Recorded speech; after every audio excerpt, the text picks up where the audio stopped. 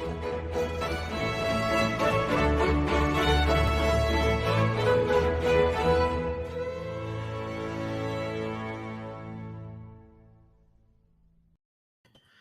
afternoon, ladies and gentlemen, and welcome to another episode of the Daily Friend Show. I'm your host, Nicholas. Today I'm joined by Mr. Gabriel Crouse. Gabriel, how are you, sir? Very well, thank you, Nicholas. Greetings and ahoy. Very good. And also Mr. Chris Hattingh. Chris, how are you doing? Nick and Gabriel doing well, thanks. Looking forward to hopefully a good start of the week with the two of you on the show today. Indeed. And I noticed that I tripped over my words like 14 times in the pre-show discussion, so I apologize if I do in this intro. But anyway, with that aside, let's dive headfirst into the news of the week. And one of the big stories here is Eskom's continued claims that sabotage is to blame for many of their woes. So, of course, Eskom has many problems. Old infrastructure is part of it. But increasingly, the line is being put out there by News 24 in particular, but also by Eskom, of course, itself, that sabotage is a major component now in Eskom's inability to deliver enough electricity to the grid. So at Matala Power Station on Sunday, at Unit 1, power was cut to it. And what is the fourth incident of suspected sabotage at the power station in the last 2 weeks? That on the Sunday, officials discovered the cut cable, but it hadn't actually fully tripped because there was a backup cable that hadn't been slashed, but 3 other cables in the same rack were also undamaged. Nothing was stolen. There were also sabotage incidents at Tutuka Power Station, where apparently a cable was cut, and it was in a sort of out-of-the-way area that took Eskom officials days to find, as it was far outside the range of the CCTV cameras. A warming valve was found cut with a grinder at Tutuka Power Station in a separate incident. And this was also away from the CCTV cameras' reach. Eskom believes that these are deliberate acts of sabotage by someone who had access and knows the security features in the area quite well.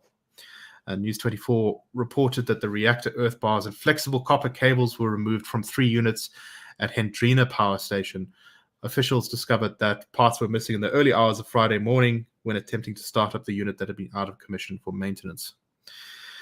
So, firstly, I guess my question to you, Gabriel, is how credible are these claims of sabotage? And further from that, what could be motivating this? Is this contractors maybe seeing if they can get work to repair these? Is this, as the ANC might put it, as we'll discuss later, counter-revolutionary forces at large, trying to undermine the efficiency of the state? What do you think is behind this? Obviously, it's the CIA and Mossad. Obviously. What else needs to be said, right? So I think the point with that is that we might be in a little bit of the boy who cried wolf situation. So in the Zuma era, it really did become quite embarrassing, the extent to which the white monopoly capital conspiracy theory ended up being fleshed out by allegations, for example, of sabotage sponsored by the American government and the Israeli government. I mean, it was clearly like the Jews can I stop and you? Yes. Right, can I stop you right there? There was, I believe, it may be an Mbeki era one. What's his name? White communist guy, Alex someone, I think, who famously declared that a bolt that had been found in Coburg Power Station's turbine or something was deliberate sabotage by someone. I think that was the first time it made headlines, and I remember it was all over the front pages of the country's newspapers. There's a Zapiro cartoon with the bolt. Yes, and yes. Yeah, exactly. Making fun of this because it's like how ridiculous that sabotage could be going on in our power stations. So I think that, I think it's been a lot of the boy crying wolf, and so it is hard to take seriously. When I first came across the story, I literally rolled my eyes. But I think with the details that are laid out of the kinds of things that have happened, it doesn't seem like rocket science. It seems like a dude with not pliers. What do you call it? Bolt cutters and a bucky and angle grinders. 3 dudes, bolt cutters, bucky, angle grinder, and you could do all of that good stuff. I think Alec Owen is the right one. Thank you, Moonchild. The right reference. So it seems plausible to me insofar as A, it's simple enough that I can believe it. B, the material evidence, insofar as it's being honestly reported by News 24, is it doesn't seem confusing. Like the allegations last year and in 2020, it seemed like it could just be breakage, it could just be bad weather. This seems different, or it could just be theft. Again, this seems different. But for all that, it's hard to say for sure. I'm still kind of cynical. Is this contractors looking for work? Maybe. I mean, for sure, I've seen that in central Johannesburg and spoken to ward councillors sort of, stretching a lot of West Johannesburg who have shown me evidence of that kind of thing. My favorite one, I think, Nicholas, you saw the video with me, was on a smaller level. There was electricity stuff, but there was also the guys who was the picky tub agents who were stealing picky tubs. Right, the bins. And then also in the business of selling the picky tubs to the people who would then call and say, well, we don't have a picky tub. So you can have inside jobs like that. Yeah, one wonders if there is a political force that is sufficiently disciplined to go ahead and break things without stealing. That would really be news. And I suppose that may be why the story matters, because it's not clear that's what's happening, but maybe it is. So just to clarify, it was, of course, Alec Irwin, who was the Minister of State Enterprises, Public Enterprises, back in 2005. So I was like 13 or something when this story when that story happened. But that was actually in our first round of load shedding. So our very first round of load shedding was apparently blamed on sabotage, which is quite interesting. Chris, what do you make of this? Who do you think is behind this? What do you think their reasoning is? What else do you have to add to this?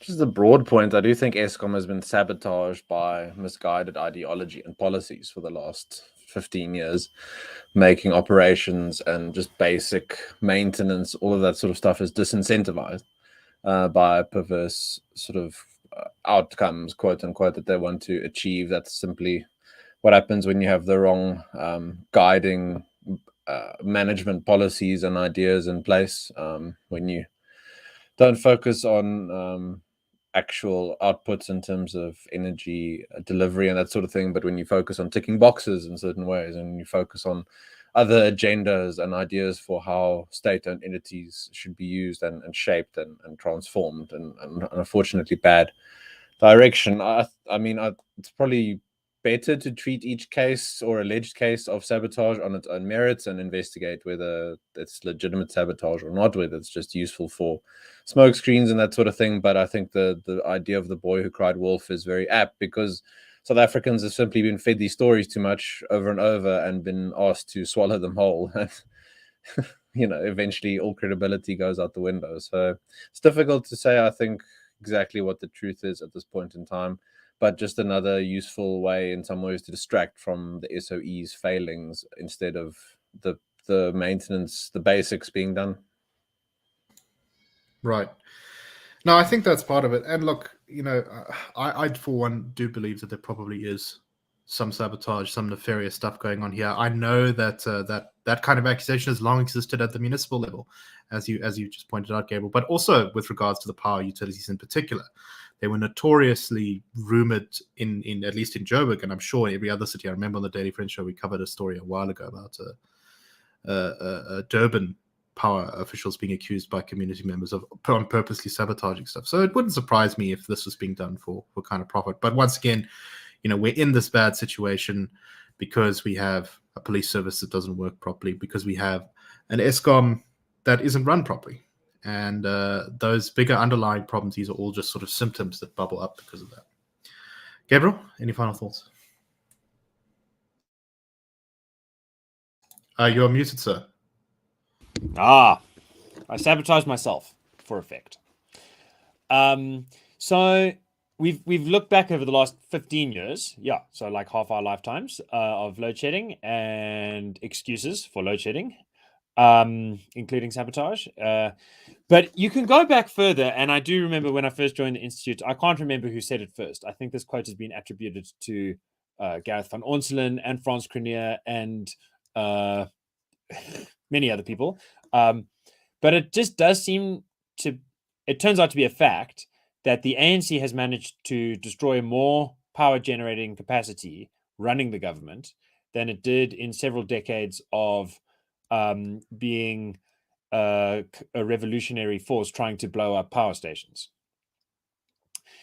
when sabotage was the official policy, right? And it's just worth remembering that part of the reason you might suspect that firstly, that it so quickly jumps to mind, things aren't working, let's come up with an excuse, sabotage. Also, part of the reason you might think that there could actually be a revolutionary out there who uses sabotage to get their political ends is this. And I say this very carefully. Don't tell your friends unless you trust them. It just is the case that if you really wanted to trigger a July riots type situation again, you would knock out the grid. I think you just need to take out a couple of power stations because we're already only producing 50% of total capacity.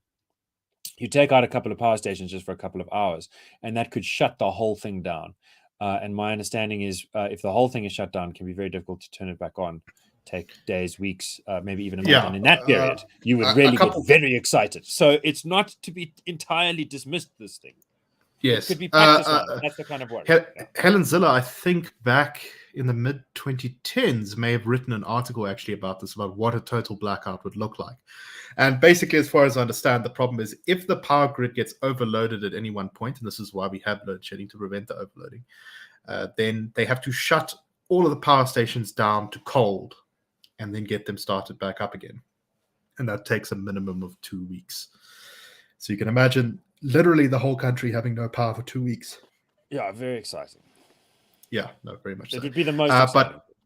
But your mention of revolutionaries is very good because that provides us to a great segue to talk about the ANC.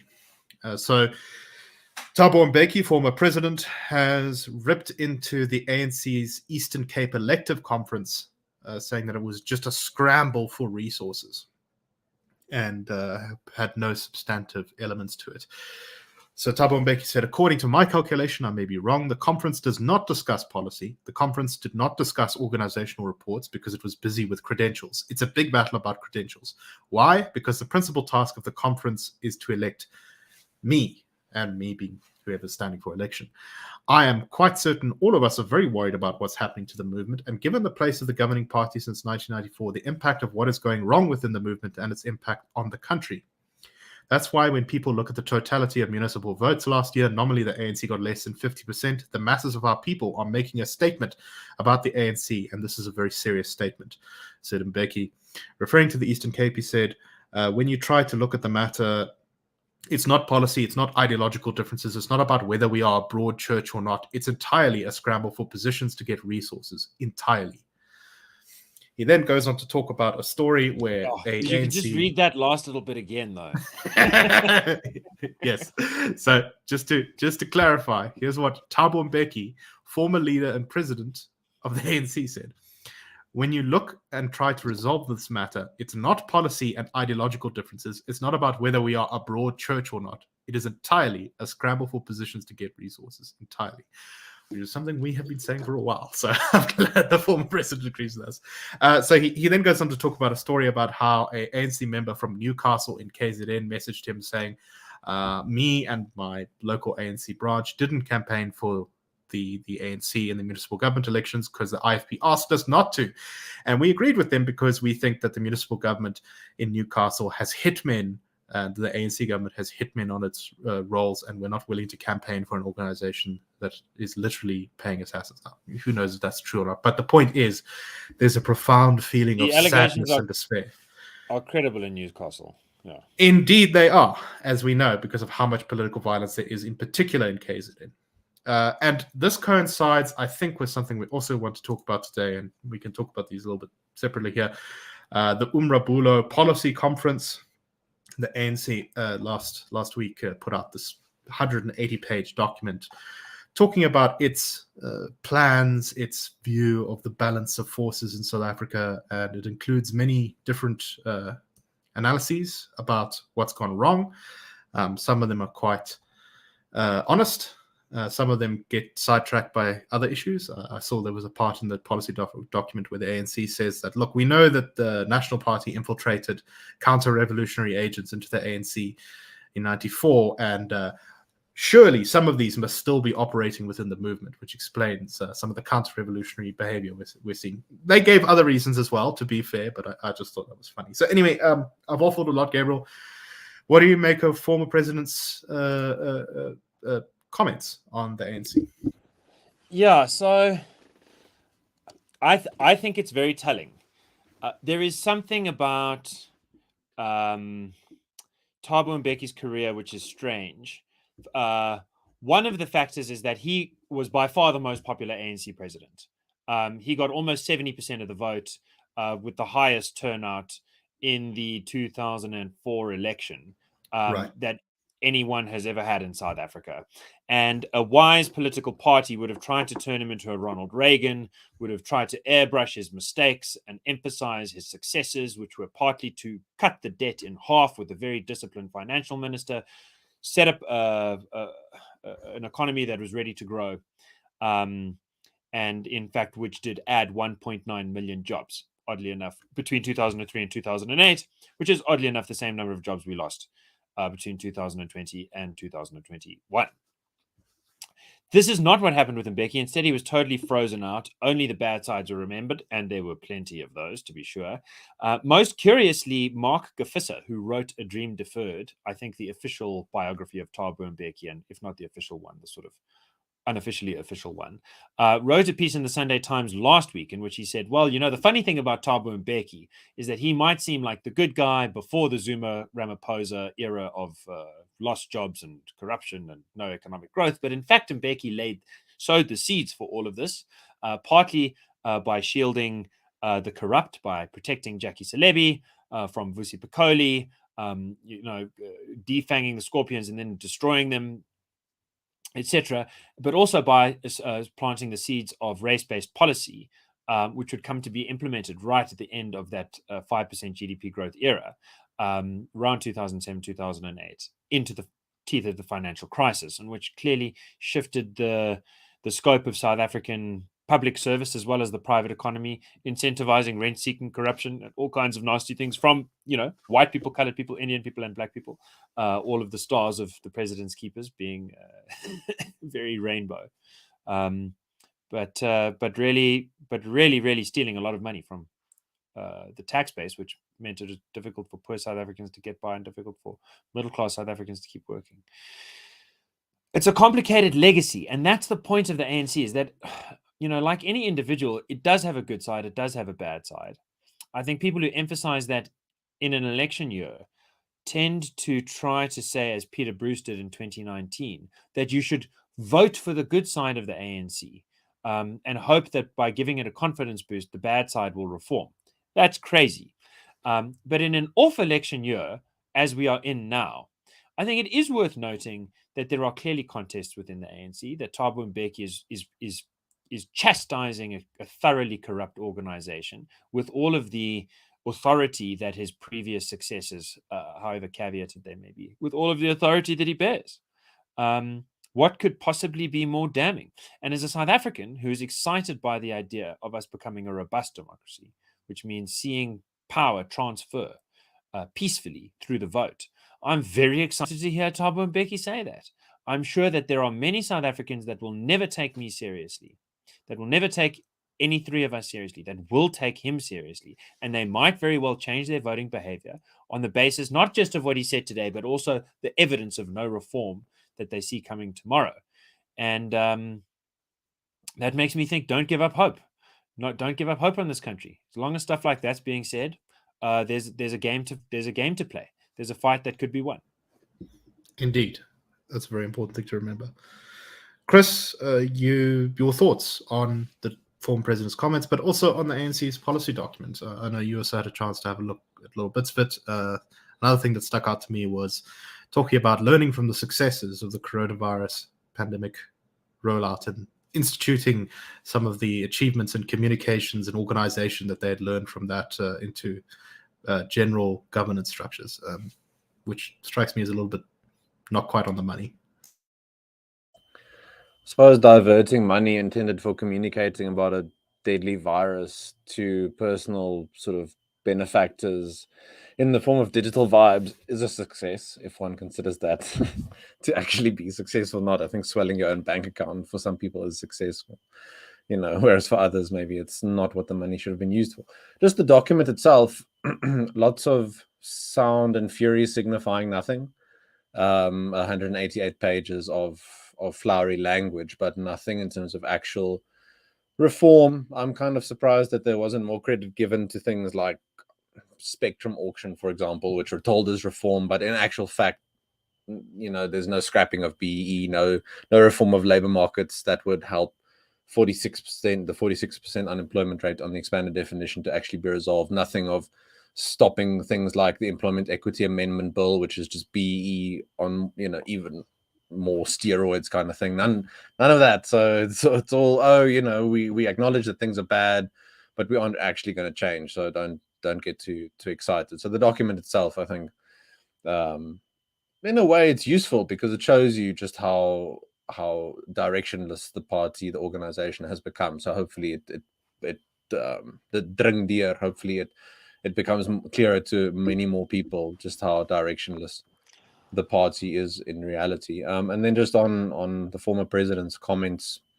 maybe a certain level of frustration with what has happened with his glorious organization.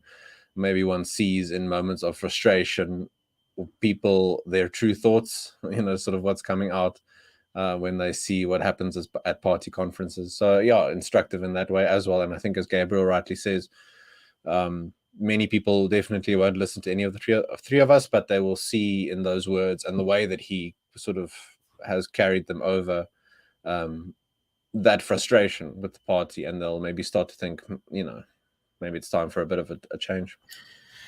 Just to once again advertise the reading that everyone should go read, the Umrabulo policy document. It's got this great line, page 18. The ANC remains the biggest party in many councils where it is not governing. However, the bitter reality is that it has been kept out of government by the growing phenomenon of small opposition parties ganging up to keep the ANC out of office. These coalitions, which have less in common than a crowd of drunkards in a beer hall, are on a crusade to obliterate the defining goals of our national transformation project. Can I follow that up by saying national transformation project? I'll just add to what Chris said, that there's no direction if what you're looking for is improvement, like positive direction. But there really is direction if what you're looking for is some redefinition of purpose. And it is Marxist. It's overtly saying, capitalism is the problem. The lumpen, the people who make money and keep it for themselves and are just trying to take care of their families, they completely confuse, as always, capitalism with corruption. So we all know corruption's a problem, but then in this document it gets rephrased as capitalism, and then the answer to the problem is socialism. And I think that it is going to be very important to look into this policy conference coming up. This is the preparation for that. I think if this is not changed, and it's not likely to be changed very much, it's going to set up the ANC manifesto for 2024. And I want to quote Sihle Ngubesi from the Big Daddy Liberty show last night, who said, if it doesn't change, the ANC manifesto for 2024 is going to be the longest suicide note in political history. Also possibly the most badly written suicide note, because while some ANC documents do have a little bit of flair, like this one, describing the opposition as a crowd of drunkards in a beer hall. And as for it's not quite as shall we say romantic as our wild dogs analogy, but I quite like it, I must say. It's describing the opposition. Anyway, let's move on to our last story for today. And this is about the City of Joburg. The City of Joburg is today hosting its first energy first ever energy indaba, and the gathering is bringing together energy experts to discuss the city's desire to reduce its dependence on Eskom and plans to partner with independent power producers. So this is presumed Joburg and its coalition government trying to follow in the footsteps of Cape Town and its DA government there in moving away from Eskom, reducing the impact of load shedding, and hopefully eventually making themselves independent, at least in to a level that makes a difference from the national energy grid. Mayor Paul Palatse gave the opening remarks. She said that the Indaba would be used to support the city's sustainable energy strategy, and that the city planned to add an extra 475 megawatts of capacity from alternative energy sources such as natural gas and solar in the next 15 years. So it's quite a long-term plan. In some more comments she made, she said that Joburg needs 26 billion rand to stabilize the power supply in Joburg. So I presume that includes not just generating more electricity, but also maintenance, repairing infrastructure that's gone rotten. I know, for example, in a lot of parts of Joburg, especially older parts, the underground cables have so decayed that they effectively need to entirely be replaced. And this 26 billion rand looks very far away because the entire infrastructure budget is 7.7 billion rand per year, and that includes water and refuse services. So, looks like the city of Joburg's in a bit of a pickle. Let me start with you, Chris. What do you make of this? Maybe useful to get information just how bad the situation is. I think rightly so, ratepayers and citizens are very frustrated when, for example, a period of load shedding is supposed to end, and then because of an onrush of current, because of lack of maintenance, substations can't handle it, and then they go off again for a few days or hours, that sort of thing. So at least now we get a bit of a glimpse in terms of how bad things are. It's difficult to see it being, number one, the adequate amount being raised, but number two, as well, it being administered properly. That's, I guess, part of the balancing act of coalition government. That'll be an issue going forward. And we've seen problems up until this point with coalitions, but when you have those underlying fissures maybe exposed by more stresses in terms of rolling blackouts, then maybe you're going to see even less progress being done ultimately. So I wonder how long those coalitions would hang together when exposed to these sorts of things. I don't think it bodes well for the city, unfortunately. The supposed... Go ahead. I must say, I like the chutzpah in putting forward a 15-year plan for a shaky coalition that's barely holding together. But I like it. It's good. They could have had more chutzpah. You don't do the indaba. You just say, what is the cheapest, best way to do this? And then you say, this is what we're going to do. Right. So, Gabriel, this is exactly what I want to come to you on. In the last sort of 2-3 minutes here, you have some concerns that they maybe not be tempted to not do this as cheaply as they should. Yeah, I just know from like pretty grade 7 level research, which I think is all it really takes to resolve this question. Maybe I'm wrong, that the IPP costs of producing electricity in South Africa are significantly higher than the coal-fired power generated stuff. Okay, even though the latter is being run by an extremely inept government. And the reason for that is that solar just hasn't gotten to the space where it's as cheap as coal or gas. So, if you're Swedish and you're in Sweden or you're in Japan or you're in some country where you have enough electricity to always be able to turn on the lights, then I really do think it's very nice for you to go ahead and try and find the greenest solution. And if the Germans seem perfectly happy to have electricity twice as expensive as their sort of neighbors because they've gone super green. Fine. They still have enough electricity. We don't. Okay. I would like everyone that's, decently paying for it or whatever needs it to be able to turn on the lights, to have a heater that's working, to have a factory that can operate reliably, to have a business like the one that we work in, where you can stream without worrying about being cut out halfway through, etc., etc., etc. I'd like that to be resolved first by getting the cheapest possible option immediately before we get too fancy for ourselves. And the mix that was described coming out of this Indaba is just clearly not the cheapest possible mix. I know that a lot of people in the DA don't see things the same way.